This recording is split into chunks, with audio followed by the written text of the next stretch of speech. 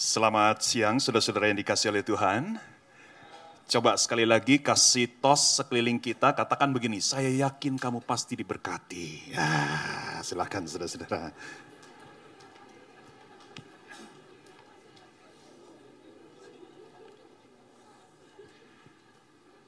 Ya, saudara-saudara yang dikasihi oleh Tuhan, hari ini kita akan sama-sama merenungkan sebuah tema yang menarik. Tema yang diberi judul Why Worship Together. Mengapa kita beribadah menyembah Tuhan secara bersama-sama. Mungkin saudara ada yang berkata, Pastor, saya sudah menyembah Tuhan secara pribadi di rumah. Saya rajin bersaat teduh, saya rajin memuji Tuhan, membaca Alkitab, berdoa setiap pagi di rumah. Dan ditambah lagi saya ada komsel dan saya juga ada mesbah keluarga, ya. Jadi penyembahan kami itu cukup banyak nih, Pastor. Lalu mengapa kita perlu tetap menyembah Tuhan di gereja bersama-sama? Nah, ini pertanyaan menarik, betul ya? Ya. Nah, nanti saudara-saudara kita akan sama-sama merenungkannya dari firman Tuhan. Bagaimana firman Tuhan memberikan kita jawaban-jawaban mengapa kita harus menyembah bersama-sama. Nah, saudara, karena tadi sudah dibuka dengan doa ya oleh Pastor Wigan, jadi saya juga tidak akan berdoa lagi karena kita percaya firman Tuhan sudah tersedia bagi kita sekalian. Nah, saudara-saudara yang dikasihi oleh Tuhan, saya yakin kita semua pasti tahu apa yang namanya kecanduan atau pernah mendengar istilah kecanduan game online, betul ya? Kita juga pernah mendengar istilah kecanduan apa itu? Pinjol, pinjaman online ya. Coba lihat kiri, lihat kanan. Ini wajah orang yang kecanduan pinjol, nggak? Coba lihat. Ya. Atau yang lebih buruk lagi, kita pernah mendengar kecanduan judol ya. Judol apa? Judi online ya. Tapi barangkali saudara-saudara, kita belum pernah mendengar istilah, ini udah on belum ya? Sudah ya. Mungkin kita belum pernah mendengar istilah kecanduan ibadah online. Meskipun saudara mungkin baru pagi ini, ya baru siang ini saudara mendengar istilah ini, tetapi kalau kita mau jujur, sebetulnya ada loh orang Kristen yang kecanduan ibadah online. Ya. Kita tahu waktu pandemi, semua gereja ibadahnya pindah ke digital platform atau online, ibadah online. Karena memang kita tidak diizinkan dan tidak bisa untuk kita beribadah bersama-sama secara fisik. Dan ketika pandemi selesai, sayangnya, masih ada orang-orang Kristen yang jadi ketagihan ibadahnya online. Ya. Nah, inilah dia istilah kecanduan ibadah online. Saudara, ada beberapa survei yang saya coba lihat. Ya, memang survei ini sudah cukup lama. Saya coba mencari survei yang terakhir tetapi tidak ketemu atau memang mungkin tidak pernah ada. Tetapi survei yang saya lihat, saudara, misalnya tahun 2023 di Amerika Serikat oleh American Life Survey Center, ya, mengatakan bahwa baru 23% gereja yang kehadiran jemaatnya sudah mencapai normal setelah pandemi. 23% itu sedikit loh ya.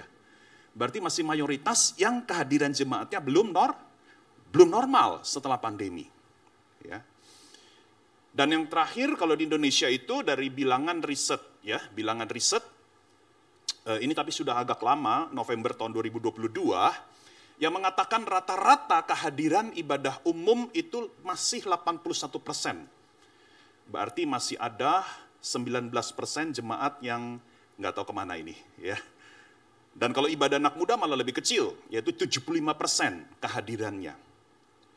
Nah, saya menduga, sekarang sudah tahun 2024, ya, saya menduga angkanya sudah lebih tinggi. Ya, artinya ini kabar baik buat kita semua. Kehadiran sudah mulai normal. Dan misalnya kalau kita lihat di gereja ini, ya, saudara-saudara, gereja ini hampir full pack, ya, hampir penuh semuanya. Ya, masih ada bangku kosong di bagian depan saja, tetapi ini sudah hampir penuh. Jadi ini adalah kabar baik buat kita sekalian. Tetapi sekali lagi, saudara-saudara, kalau kita mau jujur, masih ada orang Kristen yang kecanduan ibadah online. Yang walaupun keadaan sudah memungkinkan, ya sangat memungkinkan, tetapi mereka lebih memilih untuk beribadah di rumah secara online, lewat YouTube atau lewat platform yang lainnya. Memang saudara, ibadah online itu memberikan begitu banyak kemudahan. Betul apa betul? Kalau kita jujur ya.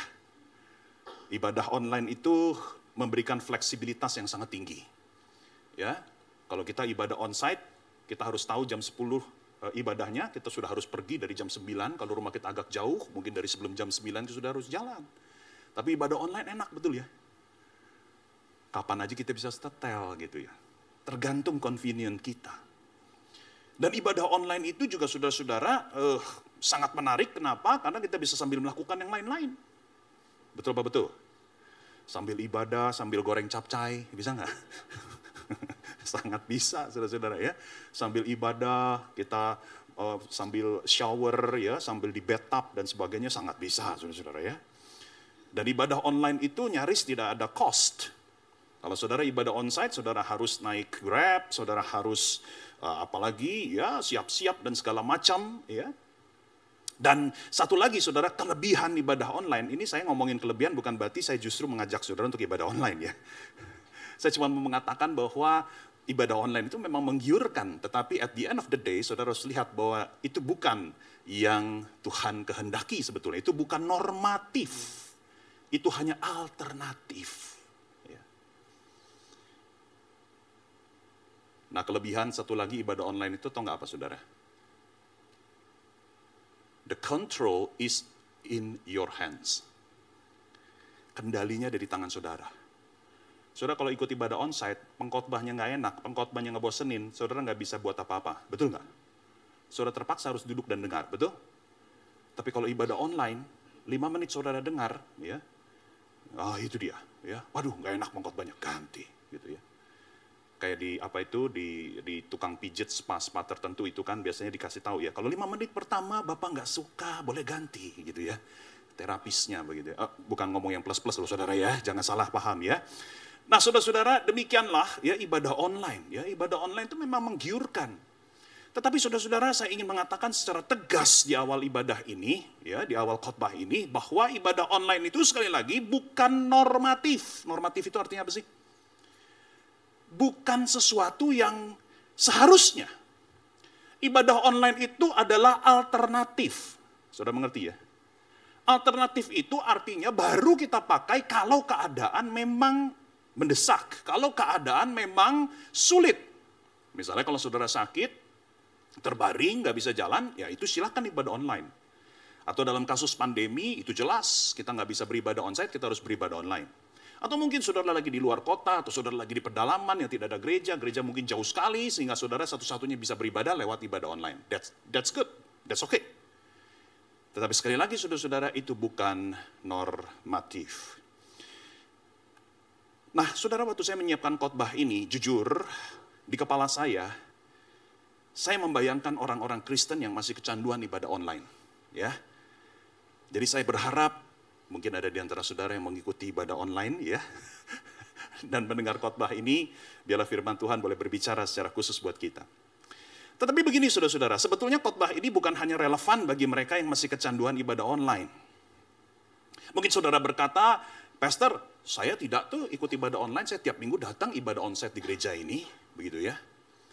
Tetapi saudara permisi tanya, ketika saudara datang beribadah setiap minggu, apakah saudara sungguh datang dengan hati yang bergairah, dengan hati yang sungguh-sungguh rindu, dengan hati yang betul-betul pengen ketemu Tuhan? Saudara Daud di dalam Mazmur 122 ayat 1 mengatakan begini, Aku bersuka cita ketika dikatakan kepadaku, mari kita pergi ke rumah Tuhan. Pertanyaan saya, betul saudara rajin datang ke gereja ibadah? Tapi apakah saudara beribadah masih dengan hati yang seperti Daud? Selalu bergairah, selalu gembira, selalu rindu. Datang ke gereja itu bukan sebuah kewajiban agamawi yang membosankan. Bukan sebuah beban ritualistik yang saudara ingin tanggalkan. Saudara datang ke gereja bukan karena terpaksa. Nah saudara, kalau saudara datang ke gereja, tidak lagi memiliki hati yang rindu sama Tuhan, tidak lagi punya hati yang pengen ketemu Tuhan, pengen mengalami hadirat Tuhan, maka khotbah hari ini pun juga bagi kita sekalian. Amin. Amin. Coba bilang kiri, bilang kanan, khotbahnya hari ini buat kita loh. Coba bilang saudara-saudara. Ya.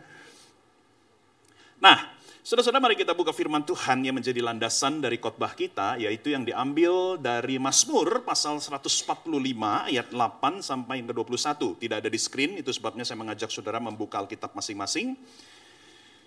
Mazmur pasal 145 ayat 8 sampai yang ke-21. Sambil saudara membuka Alkitabmu, izinkan saya memberikan sedikit penjelasan tentang Mazmur yang menarik ini. Saudara, ini adalah Mazmur yang ditulis oleh Daud, ya tentu kita tahu siapa Daud. Dan ini adalah Mazmur terakhir yang ditulis oleh Daud, setidak-tidaknya menurut urutan di dalam pasal kitab Mazmur. Nah saudara, Mazmur ini merupakan bagian dari yang namanya Mazmur pujian. Ya, dari pasal 145 sampai 150, kalau saudara lihat itu semua adalah Mazmur pujian. Dan keunikan dari Mazmur 145 ini, ya, di dalam bahasa aslinya atau bahasa Ibrani, ini adalah yang dikenal dengan Mazmur akrostik. Ya, apa itu Mazmur akrostik? Yaitu setiap kalimatnya di dalam bahasa Ibrani dimulai dari 22 abjad bahasa Ibrani secara berurutan dari Alef sampai Tav.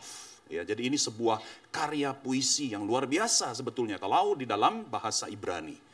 Ya, jadi saudara bayangkan 22 kalimatnya itu saudara dari 22 abjad, dimulainya dari abjad paling pertama sampai abjad yang terakhir. Tetapi saudara-saudara, Mazmur 145 ini bukan sekedar sebuah karya seni yang kita bisa nikmati, tetapi saya percaya dan kita juga percaya bahwa Mazmur 145 ini adalah firman Tuhan yang powerful buat kita sekalian. Itu sebabnya mari kita baca ayat 8 sampai yang ke-21. Tuhan itu pengasih dan penyayang, panjang sabar dan besar kasih setianya. Tuhan itu baik kepada semua orang, kepada kita semua, dan penuh rahmat terhadap segala yang dijadikannya. Segala yang kau jadikan akan bersyukur kepadamu ya Tuhan, dan orang-orang yang kau kasihi akan memuji engkau. Mereka akan memberitakan kerajaanmu yang mulia dan akan membicarakan keperkasaanmu. Untuk memberitahukan keperkasaanmu kepada anak-anak manusia dan kerajaanmu yang mulia dan semarak. Kerajaanmu ialah kerajaan segala abad, dan pemerintahanmu tetap untuk segala keturunan. Tuhan itu setia dalam segala perkataannya dan penuh kasih setia dalam segala perbuatannya.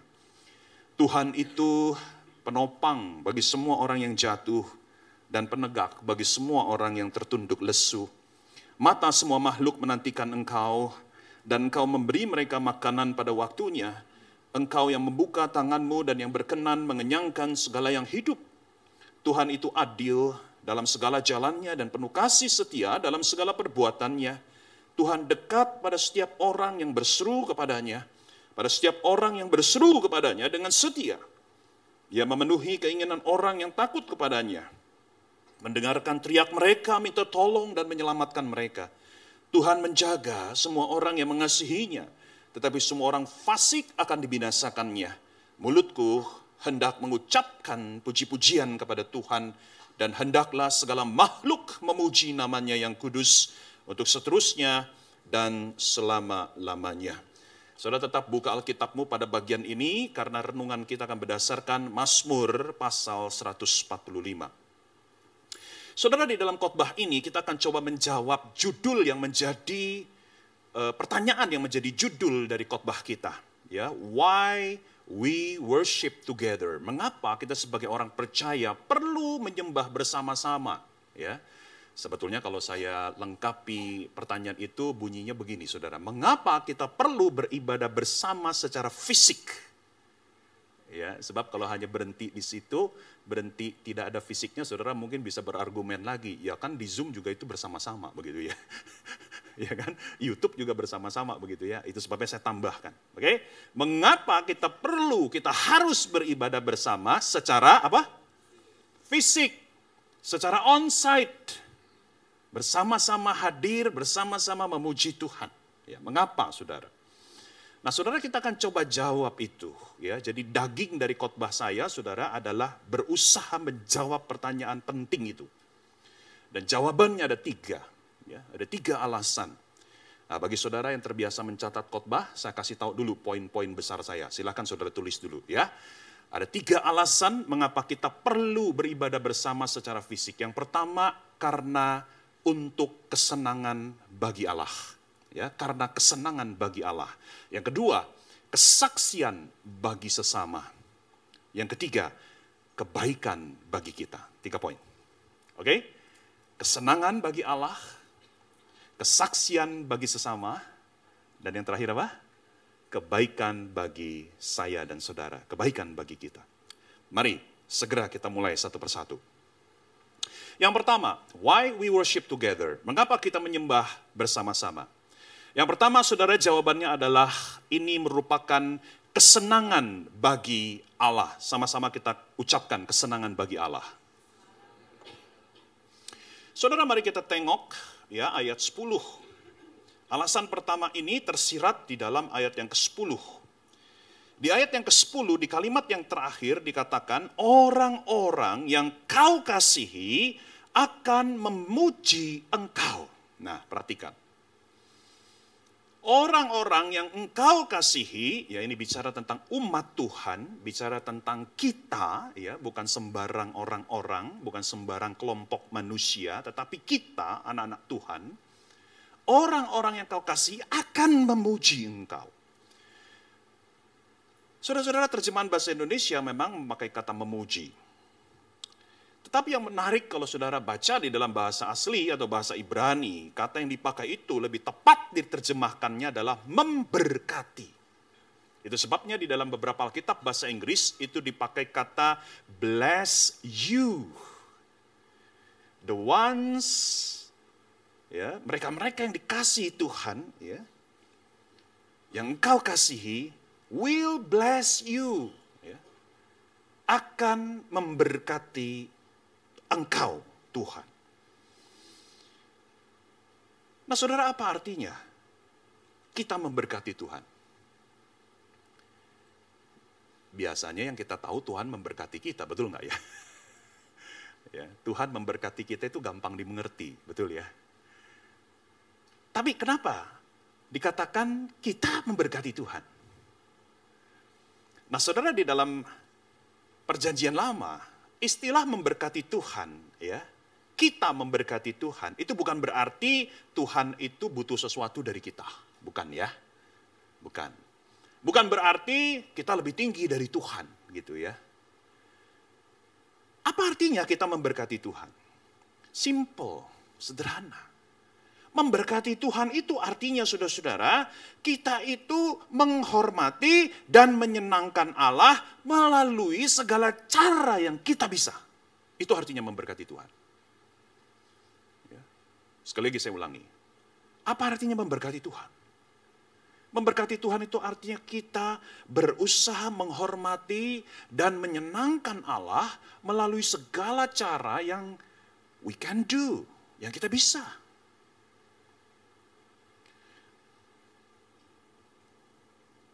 Dan saya ingin mengajak kita juga melihat bahwa kalimat ini menggunakan kata orang-orang jamak, ya. Orang-orang yang dikasihi Tuhan, ya. Perhatikan itu jamak, plural, umat Tuhan. Ya. Jadi sekali lagi, saudara-saudara, saya ingin menekankan bahwa kita sebagai umat Tuhan, sebagai satu kesatuan, kita ini diperintahkan untuk menyenangkan Tuhan. To bless God. Untuk menyenangkan Tuhan. Nah, sekali lagi, barangkali saudara mencoba berdalih, Pastor, bukankah kita juga bisa menyenangkan dan memuliakan Tuhan melalui penyembahan pribadi kita? Ya. Oh, tentu saja bisa. Ya, dan penyembahan pribadi pun diperintahkan oleh Alkitab. Bahkan kalau saudara baca sedikit di ayat 1 sampai 6, ya, coba tengok sedikit itu di ayat 1 sampai 6, di situ Daud menggunakan kata ganti orang pertama, ya, aku.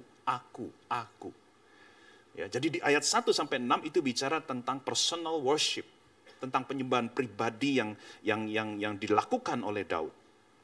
Tetapi sekali lagi, saudara-saudara, penyembahan pribadi tidak menggantikan penyembahan bersama, saudara-saudara. Tuhan mau kita secara bersama-sama menyenangkan Dia melalui ibadah kita. Nah, saudara, di sini saya ingin mengajak kita mewaspadai. Mewaspadai suatu bahaya yang saya sebut dengan privatisasi iman. Nah, saudara, barangkali kita baru mendengar istilah ini pertama kali di dalam ibadah ini, ya. Tetapi sebetulnya, saudara, privatisasi iman ini terjadi di mana-mana dan jangan-jangan juga menjangkiti kita sekalian. Nah, saudara, apa itu privatisasi iman, ya? Privatisasi iman itu dari kata private. Private, saudara-saudara. Nah, saudara-saudara, apa itu privatisasi iman? Yaitu di mana kita menganggap relasi satu-satunya dan yang terpenting bagi kerohanian adalah antara saya dengan Tuhan.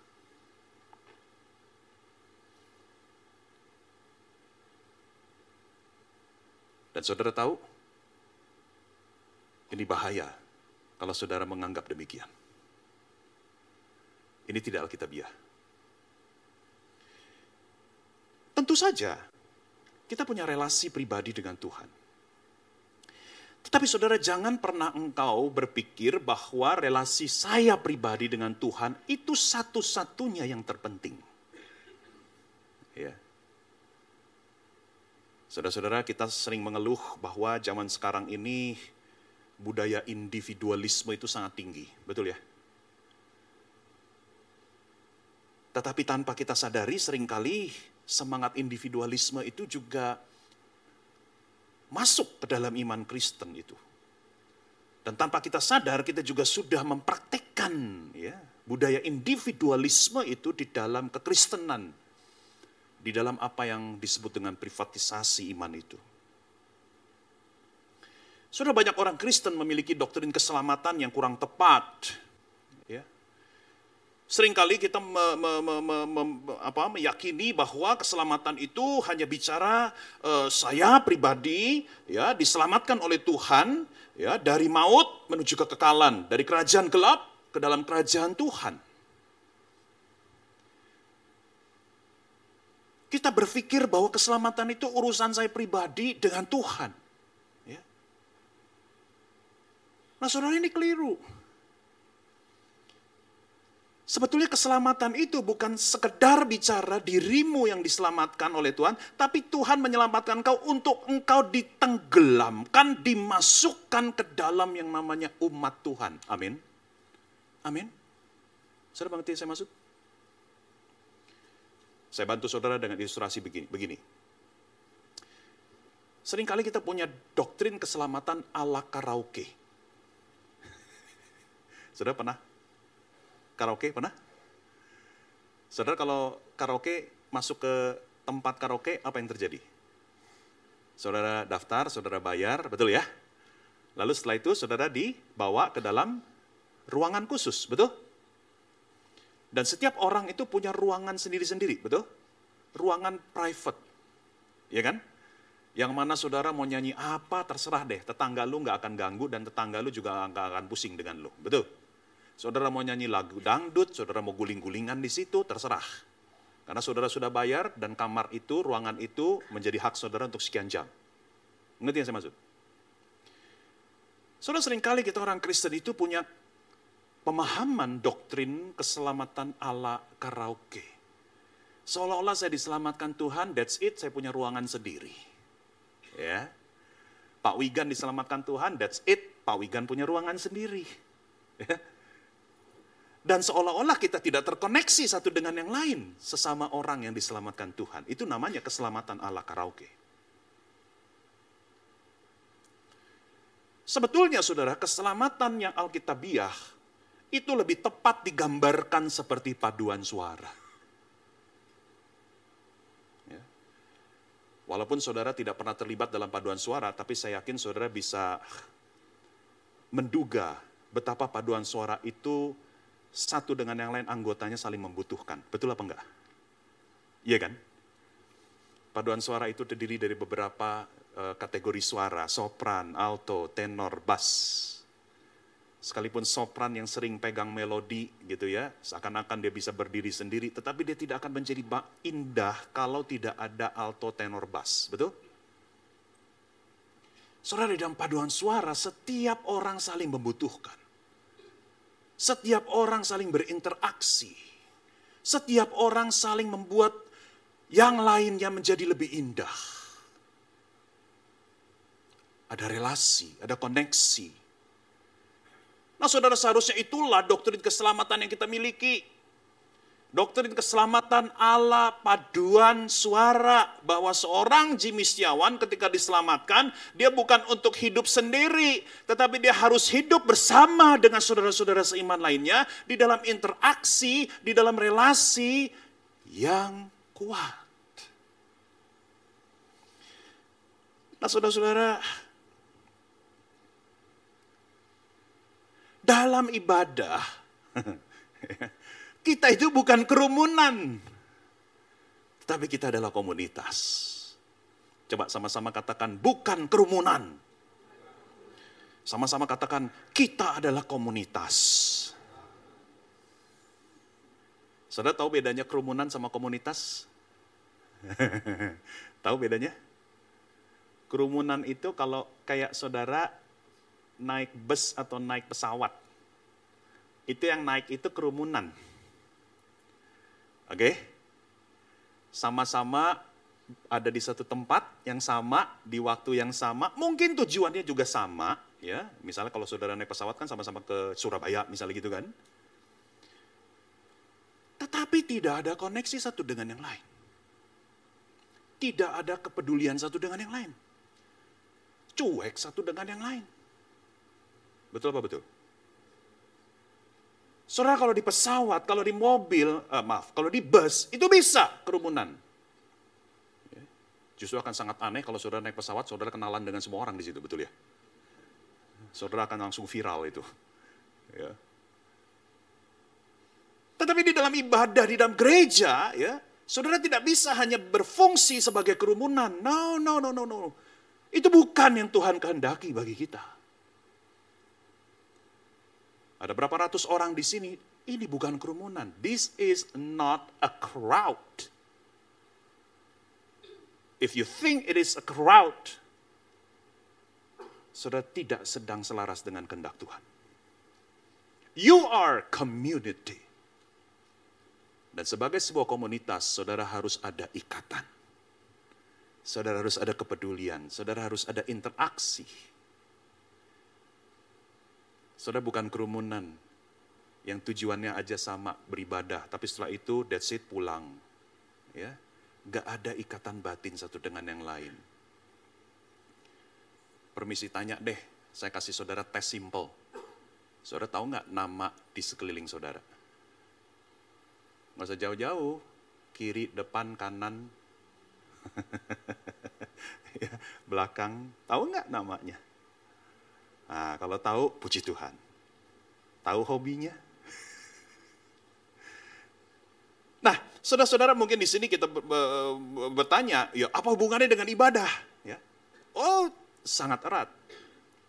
Karena di dalam ibadah itulah kita berfungsi sebagai sebuah komunitas.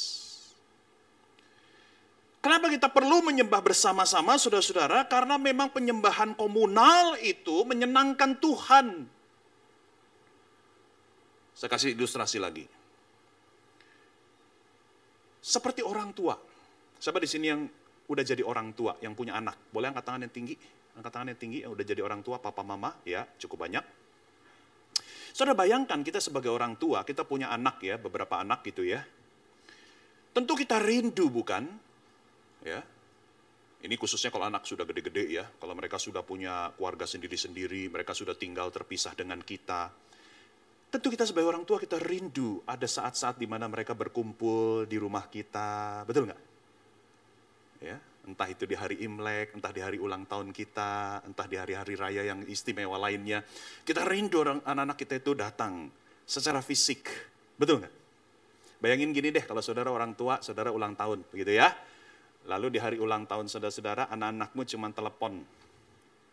Atau gini deh, cuma nge-zoom. Ya. Ayo jujur, sedih nggak saudara? Sedih, pasti. Ya. Pak, jangan khawatir, kadonya lagi dikirim Pak ke situ. pokoknya papa mau beli apa, gesek aja ntar aku ganti pak. Gitu ya. Saya yakin kalau Anda orang tua yang tidak materialistik, ya, saudara akan sedih tetap. Kenapa? Karena saudara merindukan ada kehadiran fisik anak-anakmu di rumahmu, di depanmu. Betul nggak? Barangkali saudara akan berkata, hei anak-anakku, papa mama malah nggak perlu kalian kasih hadiah. Yang penting kalian hadir bersama-sama. Betul apa betul? Iya kan? Saudara, ilustrasi yang sederhana ini menggambarkan demikian juga hati Bapa surgawi. Hati Bapa itu disenangkan ketika kita sebagai komunitas datang bersama-sama, berkumpul bersama-sama. That means a lot to God. Itu sangat-sangat menyenangkan hati Tuhan. Nah, saudara, ini adalah alasan yang pertama. Mari kita sekarang lihat. Apa alasan yang kedua? Ya, masih ingat nggak? Tadi saya sudah kasih bocoran. Kenapa kita perlu beribadah bersama? Yang pertama adalah karena itu kesenangan bagi Allah. Maka yang kedua, kesaksian bagi sesama. Mari kita baca dulu ayatnya yuk, ayat 11 sampai 13. Saudara, kalau kita lihat ayat 11 sampai 13, saya baca ya, mereka akan memberitakan kerajaanmu yang mulia dan akan membicarakan keperkasaanmu untuk memberitahukan keperkasaanmu kepada anak-anak manusia dan kerajaanmu yang mulia dan semarak. Kerajaanmu ialah kerajaan segala abad dan pemerintahanmu tetap untuk segala keturunan. Tuhan itu setia dalam segala perkataannya dan penuh kasih setia dalam segala perbuatannya. Ayat 11, saya ulangi. Mereka, umat Tuhan, akan memberitakan tentang engkau.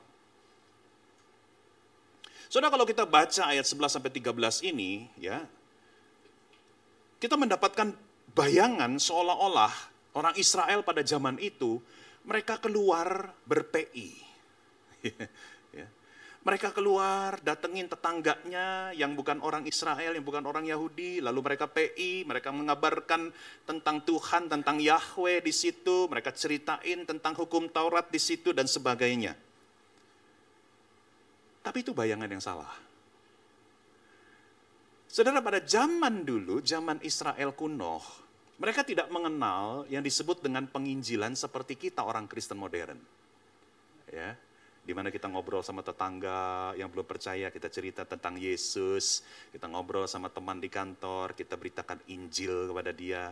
Saudara, pada zaman Israel kuno mereka tidak lakukan itu. Lalu kalau begitu ayat 11 ini bagaimana konkretnya? Mereka memberitakan tentang Tuhan kepada dunia. Bagaimana konkretnya? Di dalam konteks perjanjian lama, mereka memberitakan tentang Tuhan melalui ibadah mereka.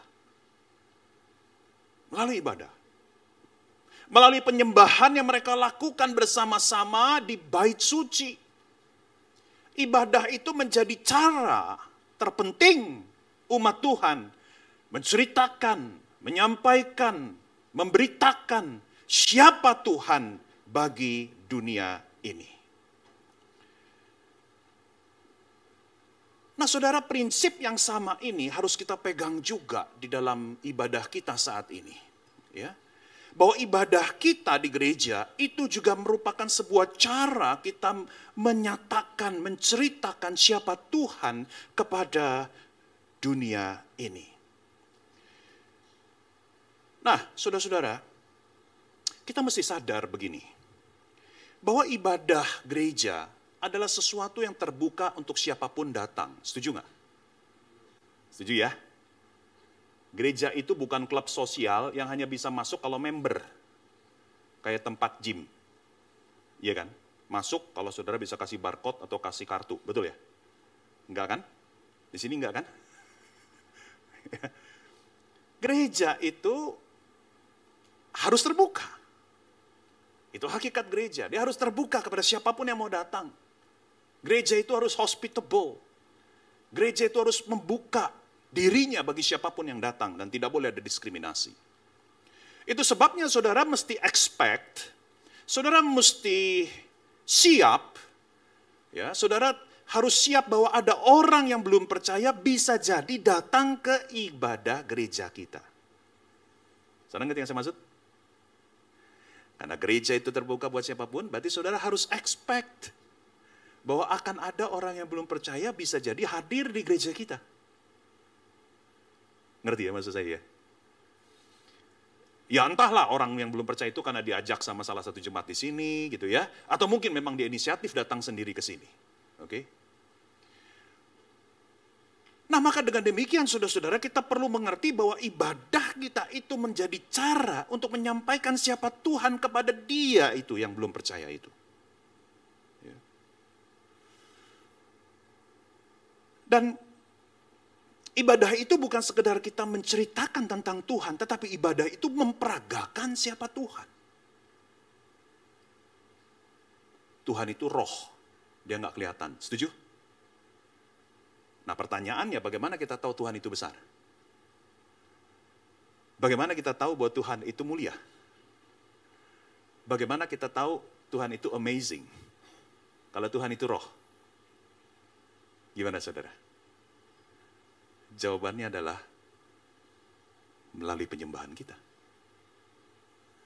Penyembahan kita itu adalah cara memperagakan siapa Tuhan.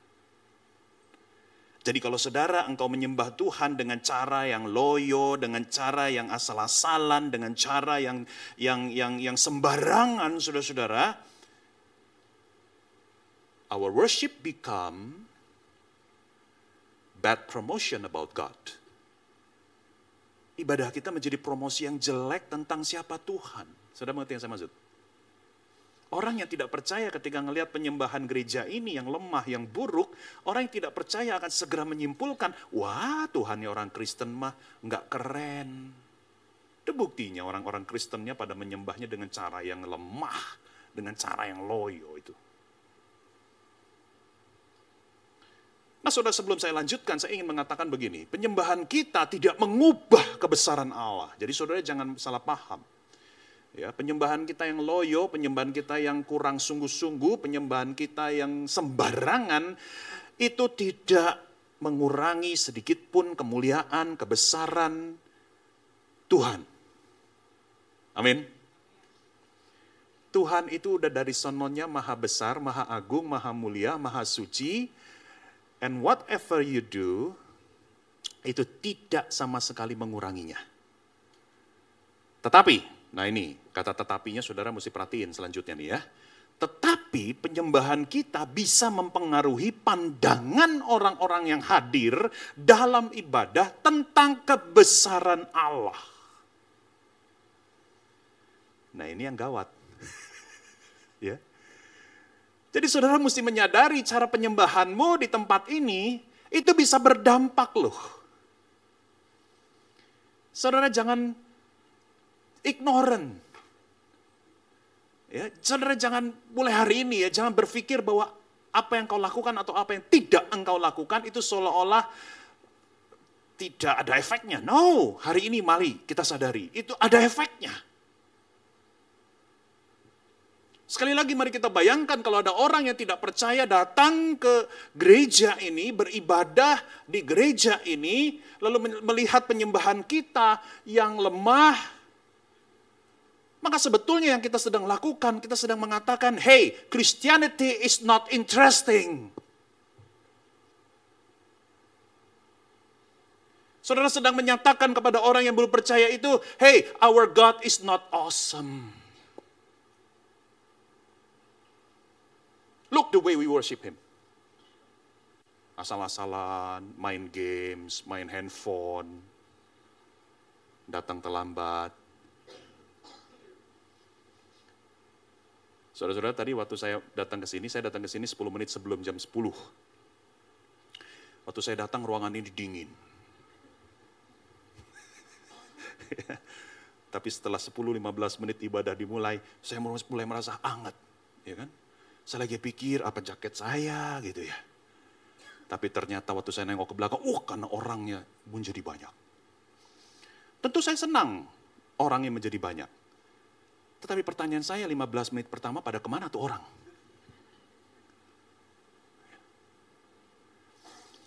Saudara izinkan saya bicara soal ini ya, tentang terlambat datang ibadah. Oke? Coba bilang kiri, bilang kanan. Siap-siap dengar. Ya, jangan belaga-belaga bodoh, coba siap-siap dengar ya. Anyway, ini bukan pesan sponsor ya. Karena jujur waktu saya mempersiapkan khotbah ini pun Tuhan taruh ini di hati saya. Oke. Saudara, dengar baik-baik. Ibadah itu bukan seperti kita makan di restoran. Kalau kita makan di restoran, ya, restoran yang agak high, biasanya ada appetizer, ada main course, ada dessert. Betul? Betul ya? Ini yang kagak ngerti biasanya cuma makan bami acun doang nih ya. Ada appetizer, ada main course, ada dessert. Nah saudara, jangan kita menganggap ibadah itu seperti demikian. Keliru. Sebab kalau kita menganggap seperti itu, seolah-olah yang paling penting cuma main course, betul nggak? Ah, gue nggak suka appetizer, gue langsung main course aja. Nah celakanya ini kalau kita terapkan di dalam ibadah, puji-pujian di awal cuma appetizer. Cuman pemanas. Masalahnya saya sudah panas. Jadi saya datangnya nanti aja 5 menit sebelum khotbah. Langsung jump into the main course. Gitu ya. Nah lebih celaka lagi setelah khotbah, nggak perlu dessert. Ya. Habis khotbah, aduh kenyang nih main course-nya udah dapet nih gua nih, ya kan? Habis khotbah ada 1-2 pujian, dessert itu, gua gak perlu dessert, apalagi manis-manis, gua diabetes, gua pulang aja dah. Ya, jadi saudara udah datang terlambat, pulang duluan, dosanya double. Ya. Nah, saudara, ibadah itu jangan kita umpamakan seperti makan di restoran. No. Mulai hari ini ubah paradigma kita ya. Ibadah itu harus kita lihat seperti menikmati sebuah lagu.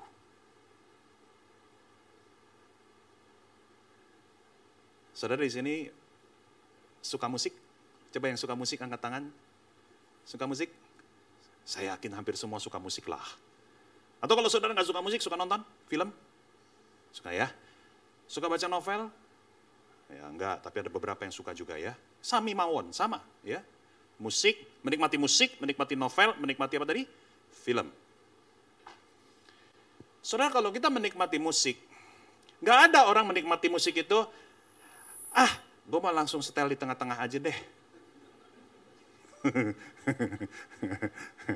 Itu orang begini, saudara.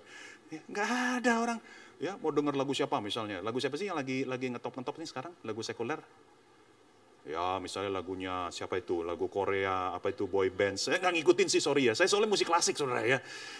Korean band itu ya, misalnya lagunya Bruno Mars, atau yang barusan ini kan heboh Dua Lipa ya, Dua Lipa lagi batal itu ya.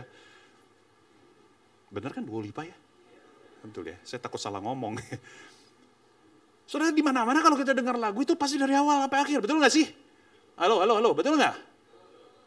Bahkan sesederhana intronya, saudara nggak mau skip. Nggak ada orang dengar musik, ini cuma intro doang, gue langsung masuk aja yang vokal masuk, nggak ada, saudara. Dengar lagu itu dari awal sampai akhir. Itulah kenikmatannya. Walaupun memang betul di dalam sebuah lagu itu ada puncak-puncaknya. Betul nggak ya kalau yang ngerti musik ya? Misalnya ada referen itu bagian puncaknya. Atau lagu-lagu tertentu ketika suara paling tinggi, nada tertinggi, itulah puncaknya biasanya. Ya, kayak lagu-lagu Whitney Houston kan gitu tuh, yang paling tinggi itu menjadi puncaknya. Tapi sekali lagi, when we enjoy a song, we want to enjoy it from a start to the end. Betul? Kita mau menikmati dari awal sampai akhir. Karena setiap nada itu precious, indah. Setiap nada itu merangkai menjadi sebuah kesatuan yang indah. Dan kita mengalaminya sebagai sebuah kesatuan yang penuh. Amin. Dan itulah ibadah. Ibadah itu seperti kita menikmati sebuah lagu. Dari awal sampai akhir, Tuhan bisa bicara sama kita. Amin. Mulai hari ini buang jauh-jauh pandangan Tuhan bicara cuma lewat khotbah. Enggak. Tuhan bicara lewat apapun, lewat lagu yang kita nyanyikan, lewat seorang worship leader yang intim sama Tuhan, yang dekat sama Tuhan. Tuhan bisa pakai dia, amin. Amin. Melalui apapun. Saudara, waktu tadi saya ikutin ibadah ini, lagu pertama, kasih Tuhan tak berkesudahan, tak habis-habisnya Rahmat-Nya selalu baru setiap hari. Baru setiap hari. Saudara tahu nggak lagu itu menyentuh saya tadi di awal ibadah? Tahu kenapa? Karena lagu itu adalah lagu yang saya sudah tahu sejak saya remaja. Itu lagu lama. Lagu dari tahun 70-an itu. Lagu dari album Praise dari Maranatha Group. Itu dari bahasa Inggris sebetulnya. Dan waktu saya nyanyi lagu itu, saya terkenang iman saya waktu remaja. Waktu saya lahir baru. And that song blessed me. Amin. Tuhan bicara kepada saya melalui lagu tadi di awal. Makanya saudara tadi datang telat, you miss something. Sorry ya jarinya. Harusnya begini ya. Jangan begini doang, nanti kasihan kan, takutnya terintimidasi. Harusnya begini nih ya kan. Yang terlambat tadi itu ya. Saudara, kita itu seringkali datang terlambat tidak merasa bersalah ya. Padahal di sisi yang lain, kita nggak suka Tuhan kalau tolong kita terlambat. Setuju apa enggak? Kalau saudara lagi ada masalah, saudara lagi sakit, saudara lagi ada sesuatu yang membahayakan dirimu, saudara maunya Tuhan tolong tepat waktu, setuju? Dan kalau Tuhan terlambat tolong saudara, saudara pasti marah-marah. Cuma di sisi yang lain, saudara datang terlambat ibadah, tidak merasa bersalah. Fair atau enggak tuh kira-kira? Jawab sendiri ya. Coba bilang kiri, bilang kanan. Mulai hari ini kita bertobat deh, kagak enak nih dikotbahin. Coba bilang saudara. Ya. Nah, sekali lagi saudara-saudara, ini bukan soal apa ya, bukan soal kewajiban, bukan soal apa ya. Bukan soal, saya tidak mau playing apa itu, guilty feeling di sini ya. Saya tidak mau menjadikan guilty feeling sebagai kartu truf saya. Saya tidak mau saudara hari ini bertobat karena rasa bersalah. No, jangan. Tetapi biarlah hari ini saudara-saudara mulai melihat seperti yang saya katakan. Penyembahan kita itu adalah kesaksian bagi sesama. Kalau saudara penuh ruangan ini sebelum jam 10, ya saudara bisa ngobrol enak satu dengan yang lain, menyatakan kasih Tuhan, mingle satu dengan yang lain, memperlihatkan fellowship yang indah, dan saudara bisa siapkan hati ya waktu penyembahan, saudara betul-betul menyembah Tuhan dengan pujian yang sepenuh hati, sepenuh suara, sepenuh pikiran, sepenuh daya, saudara-saudara. Maka ibadah hari ini menjadi kesaksian buat siapapun yang datang. Amin. And they will say your God is awesome because of you, His worshipers. Nah, saudara, mari kita lihat yang ketiga sekarang. Oh, sebelum ke yang ketiga, saya ingin mau mengatakan begini. Itu sebabnya ibadah itu harus berkumpul bersama secara fisik. Karena kalau saudara beribadahnya hanya lewat Zoom atau lewat online, lewat YouTube apalagi, kita tidak akan bisa memperlihatkan, memperagakan kebesaran Tuhan secara maksimal. Betul apa betul? Iya kan? Saudara kalau cuma menyembah Tuhan di Zoom, coba bayanginnya nyanyi sama-sama di Zoom. Pernah nggak? Pernah ya, pasti pernah ya. Yang lewatin pandemi pasti pernah kan? Ibadah lewat Zoom. Nggak enak nyanyi sama-sama di Zoom. Berantem suaranya semua. Iya kan? Iya kan? Nggak jelas. Udah gitu ada delay lagi musiknya ya kan? Kadang-kadang jadi kita bingung nih nyanyinya udah sampai di mana begitu. No. Waktu kita sama-sama satu suara. Coba kita nyanyi. Amazing grace, how sweet the sound. Coba saudara sendiri. That, bagi suara. A wretch like.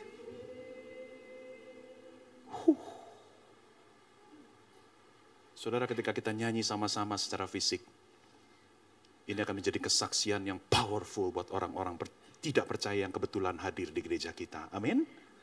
Amin. Yang ketiga. Yang ketiga saudara-saudara ya. Kecepatan. Boleh dimundurkan satu. Alasan ketiga mengapa kita perlu beribadah bersama-sama, bukan hanya kesenangan bagi Allah, bukan hanya kesaksian bagi dunia atau sesama, yang terakhir kebaikan bagi kita. Ya. Dan alasan ketiga ini dilandasi oleh ayat 14 sampai yang ke-20. Kalau saudara perhatikan ayat 14 sampai 20, coba lihat ya, kata-kata kerja yang dipakai untuk menggambarkan Tuhan kepada kita, ya. Tuhan itu menopang, Tuhan itu menegakkan, Tuhan memuaskan, Tuhan mengenyangkan, Tuhan menolong, Tuhan menyelamatkan kita. Itu kata-kata kerja yang ada di dalam ayat 14 sampai 20. Dan sadarkah kita bahwa semua ini kita bisa alami di dalam ibadah? Amin. Di dalam ibadah kita bisa mengalami Tuhan itu menopang kita yang sedang goyang imannya. Di dalam ibadah kita bisa mengalami Tuhan memuaskan kita yang sedang dahaga secara batin. Di dalam ibadah kita bisa mengalami Tuhan mengenyangkan kita. Tuhan bisa menolong kita yang sedang desperate, yang sedang keputusasaan. Kita mengalami itu semua di dalam ibadah, saudara-saudara. Ketika kita beribadah bersama-sama. Saudara, betul bahwa tujuan utama ibadah adalah untuk memuliakan Allah. Tetapi kita bersyukur Tuhan kita bukan Tuhan yang egois, yang artinya hanya mau menerima pujian dari kita, yang hanya maunya searah. No. Tuhan kita bukan Tuhan yang egois. Tuhan kita adalah Tuhan yang juga menyediakan berkat-berkat rohani yang Dia sediakan bagi setiap kita melalui ibadah. Amin. Amin. Saudara, bayangkan seperti kita datang ke resepsi pernikahan. Oke, kita datang ke resepsi pernikahan tujuannya apa? Tujuannya apa? Karena kita mau menghormati orang yang nikah, betul nggak? Iya kan? Kita diundang dan kebetulan dia teman kita, sahabat kita, keluarga kita, itu sebab kita datang. Karena kita ingin menghormati orang yang nikah. Tetapi setiap kali kita datang ke resepsi pernikahan, pasti kita juga akan kenyang dengan makanan yang disediakan. Betul apa betul? Selalu ada makanan yang disediakan, bukan? Ada sate kambing, ada lontong cap gomeh. Ada apa lagi saudara-saudara? Biar lapar deh loh, ya kan? Udah mau menjelang makan siang nih, ya kan? Ada macam-macam makanan itu, buffet dan segala macam. Saudara, ketika kita datang ke dalam resepsi, tujuan kita satu, menghormati orang yang nikah. Tapi kita bersyukur karena ketika kita datang, kita dikenyangkan oleh makanan-makanan yang enak dan lezat. Amin. Tentu kita nggak datang pernikahan karena kita mau kenyang. Betul nggak?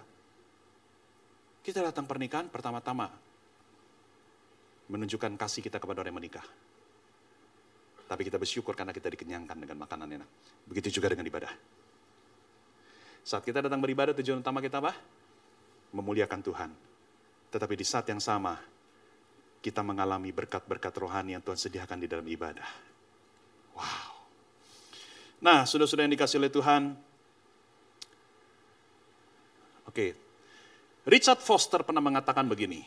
Ibadah adalah saat di mana umat Tuhan datang untuk mengalami kehadiran dan karya Tuhan yang menumbuhkan mereka dengan cara yang tidak dapat mereka alami sendiri. Jadi kutipan ini mau mengingatkan kita, betul di dalam kerohanian kita ada yang namanya penyembahan pribadi, ya. Ada yang namanya penyembahan keluarga, oke? Tetapi jangan lupa ada yang namanya penyembahan bersama umat Tuhan yang lain. Dan penyembahan bersama umat Tuhan lain tidak tergantikan. Karena ada cara-cara yang spesial yang Tuhan hanya bisa pakai ibadah bersama untuk memberkati kita. Yang kita nggak akan dapat di dalam penyembahan pribadi. Yang kita nggak akan dapat di dalam penyembahan keluarga. Hanya penyembahan bersama dengan umat Tuhan yang lain, disitulah kita dapat berkat-berkatnya yang khusus. Saudara-saudara, saya ingin mengajak kita mengingat sebuah pengajaran Alkitab penting, bahwa gereja bukan sekedar komunitas, tapi gereja itu adalah keluarga. Sama-sama katakan keluarga. We are family. Saudara, menarik, family dalam bahasa Inggris itu berasal dari bahasa Latin famulus. Bukan fulus ya saudara-saudara ya. Famulus, saudara tahu famulus itu artinya apa? Nih saya kasih tahu, famulus itu artinya servant, pelayan. Saudara, di sini kita menangkap satu kebenaran yang penting. Kita diselamatkan untuk menjadi bagian dari anggota keluarga Allah. Dan sebagai anggota keluarga Allah, kita harus saling melayani satu dengan yang lain. Amin. Itulah artinya being a part of God's family. Famulus, a servant. Saudara harus melayani satu dengan yang lain. Dan pelayanan kita, saudara-saudara, tidak akan pernah maksimal kalau kita tidak hadir secara fisik. Betul nggak? Saudara, ibadah itu, saudara, dengar baik-baik, ibadah itu bukan hanya urusan saya dengan Tuhan, bukan hanya urusan kami dengan Tuhan, bukan cuma vertikal. Ibadah itu juga ada aspek horizontal. Saudara datang ke gereja bukan hanya urusan saya dan Tuhan, kita dan Tuhan, tapi ibadah itu juga ada urusan antara kita. Di dalam ibadah, ketika kita datang ke gereja, kita belajar untuk saling melayani satu dengan yang lain secara inkarnasional. Inkarnasional pernah dengar? Inkarnasional itu artinya in flesh. Kita melayani itu dengan dan dalam tubuh. Ada fisik kita hadir. Kita melayani satu dengan yang lain melalui sentuhan, melalui pelukan, melalui ucapan yang kita sampaikan secara langsung, physically. Itu sebabnya saudara perlu datang ke gereja. Jangan cuma lewat YouTube. Because you cannot serve others without physical presence. Gak bisa saudara melayani dengan maksimal kalau saudara tidak hadir secara fisik. Kita tidak boleh ekskarnasional. Ekskarnasional itu artinya tidak menggunakan tubuh atau tanpa tubuh. Seperti yang kita lakukan lewat YouTube atau lewat platform digital yang lain. Pelayanan itu baru maksimal kalau saudara hadir secara fisik. Ngomong-ngomong kalau kita bicara inkarnasional, sebetulnya teladan utamanya adalah Tuhan Yesus. Amin. Karena Tuhan Yesuslah Tuhan yang berinkarnasi. Saudara, saya mau tutup dengan kutipan berikut ini. Ya. Satu kutipan, satu lagi dari firman Tuhan. Saudara, Lord Wilbert mengatakan, Kristus memakai pengikutnya di bumi sebagai alat pemulihannya. Dia memakai tangan, kaki, tubuh, dan pelukan kita. Dia memakai semua sentuhan kita yang baik dan ilahi untuk mengungkapkan betapa luas penerimaannya dan betapa baik cintanya. Di dalam perjanjian baru ada 50 lebih perintah untuk kita saling melakukan satu dengan yang lain. Dalam bahasa Inggrisnya one anothering. Saling menegur, saling mengingatkan, saling memberi hormat satu dengan yang lain, saling mengampuni, saling menguatkan, dan sebagainya, dan sebagainya. Saudara, disiplin saling ini hanya bisa maksimal kalau saudara hadir secara fisik. Saudara bisa lakukan itu langsung kepada saudara seiman yang lainnya. Dan saya akan tutup khotbah saya ini dengan satu ayat terakhir dari firman Tuhan. Ya.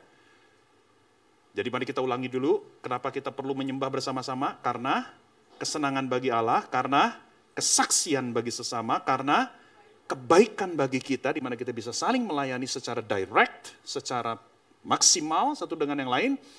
Maka yang terakhir, saudara-saudara, ini bonus buat kita. Mengapa kita perlu beribadah bersama secara fisik? Karena Yesus hadir di tengah-tengah kita. Itu yang dikatakan Ibrani 2 ayat 12. Aku Kristus akan memberitakan namamu kepada saudara-saudaraku dan memuji-muji engkau di tengah-tengah jemaat. Kalau bicara jemaat berarti mesti ngumpul, betul nggak? Kalau nggak ngumpul nggak jadi jemaat, betul nggak? Saudara, setiap kali kita kumpul sama-sama, setiap kali kita beribadah bersama-sama, you know what? Jesus is here. Yesus hadir di sini. Dan sekarang pun dia hadir. Amin.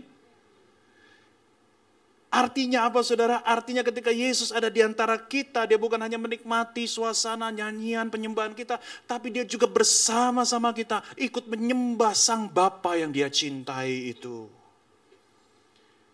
Saudara, kalau kita tahu bahwa Yesus hadir di tengah-tengah kita, di dalam ibadah bersama, di gereja ini, itu seharusnya menjadi daya dorong yang kuat untuk kita seperti Daud yang berkata, aku selalu senang kalau ada orang bilang aku mau datang ke rumah Tuhan.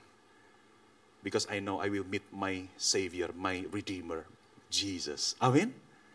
Di tempat ini ada Yesus.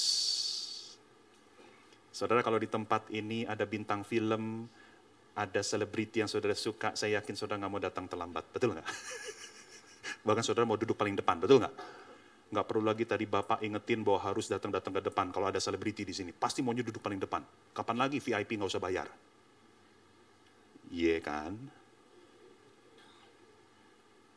Tapi saudara lupa, setiap hari Minggu di sini dalam ibadah, Yesus, sang selebriti di atas segala selebriti, sang raja di segala raja, sang Tuhan dari segala Tuhan, hadir di tengah-tengah kita.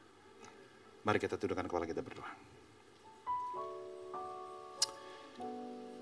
Bapa di dalam surga, kami bersyukur untuk firman-Mu pada pagi hari ini, pada siang hari ini, yang telah kembali menyegarkan dan mengingatkan kami, Tuhan, betapa penting kami beribadah bersama secara fisik. Tuhan, seringkali ibadah yang kami jalani ini menjadi sebuah rutinitas yang kami kehilangan maknanya.